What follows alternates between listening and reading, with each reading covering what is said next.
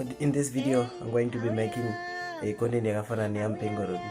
Last time when I made this video, is it 1 month ago, and I told the people to rate 4 out of 10 when I get with some clips and sound and 8 quads and stuff like that. So today I'm going to attempt again, final, to create a Mpengo Robi type of content.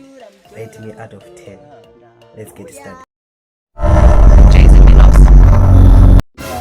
Yani kodana kamuenda kapata tsipaji patrad and trabablas nyoni yani wakaenda trabablas aish asima katoenda like ipapa asi mimi muri kuiona sei handi agadzirwa zvakanaka muri kuiona sei indabva kudanola ndiri kuenda kuStone Ridge sana denda nepacomplex apa mumwe ndambovhunza nditi kwire padenga umwe akunditi dzikai pasi apa ndichaona road kunoko yakanaka but tiri confuse manje uko zvingotenderera apa ndakuona tonge yakuenda apa ameno pavharika ncha majera kama road yenyu aya asingaite maroad muchazive maanonzi matrabablas kwapa chichi kuitika useruko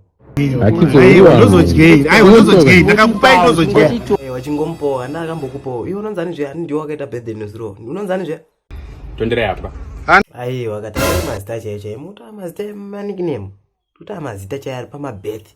Anyways, chando mukuchigona seiko chando icho wakomana kacharowa yese Southern Africa yese. Tara kunoka izvi pabotswana apa natanda tinana titiridia. Kusuno. Ila tiri patembeza nga taf.